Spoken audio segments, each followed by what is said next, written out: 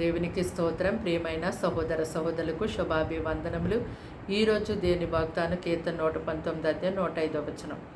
నీ వాక్యము నా పాదములకు దీపము, నా త్రోవకు వెలుగునై ఉన్నది. చూడండి, ఎవరైతే దీవారాత్రము దేవుని యొక్క వాక్యమును ధ్యానిస్తారో వారి ధన్యులు. దేవుని యొక్క వాక్యం మీకు మీ జీవితానికి దీపం వలె ఉంది. మరి వెలుగై ఉన్నటువంటి ఆయన యొక్క వాక్యాన్ని మీరు ప్రేమించినప్పుడు మీకు ఎంతో నెమ్మది కలుగుతుంది. అంతేకాదు, శ్రమ వేదనలో మీరున్నప్పుడు దేవుని యొక్క వాక్యాన్ని బట్టి మీరు సంతోషంగా ఉండగలుగుతారు. అంతేకాదు, దేవుని యొక్క వాక్యమును మరి మీ హృదయంలో ఉంచుకున్నప్పుడు ఏ పాపము చేయకుండా ఉండగలుగుతారు. ఏ పాపం ఇక మిమ్మల్ని ఏలుబడి చేయలేదు.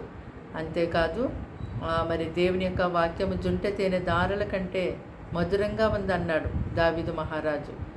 వెండి బంగారముల కంటే ప్రియముగా ఉంది, విలువైనదిగా ఉంది అన్నాడు. దేవుని యొక్క వాక్యాన్ని మీరు ప్రేమిస్తున్నారా? దేవుని యొక్క వాక్యాన్ని ప్రేమించి ఆయన యొక్క వాక్యాన్ని మీరు దీవారాత్రము ధ్యానిస్తూ ఉన్నారా?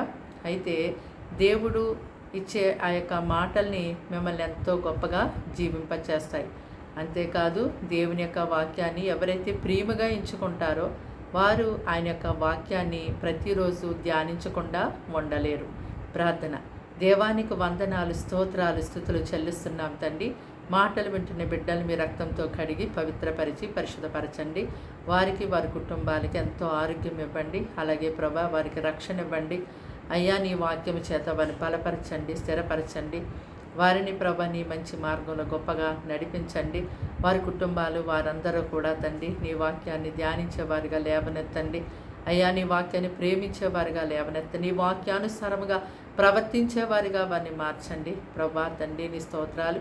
ఈ దినమంతా వారిని, వారి కుటుంబాన్ని పోషించండి, కాపాడండి. కీడు, శోధన, అపాయం నుంచి తప్పించండి. వారు ఏదైతే నీ వైపు తిరిగి అడుగుచున్నారో అది యేసు నామములో వారికి దయచేయండి. అయ్యా, వీరందరికీ కూడా తండ్రి ప్రభా నీ భయము కలిగి చేయండి.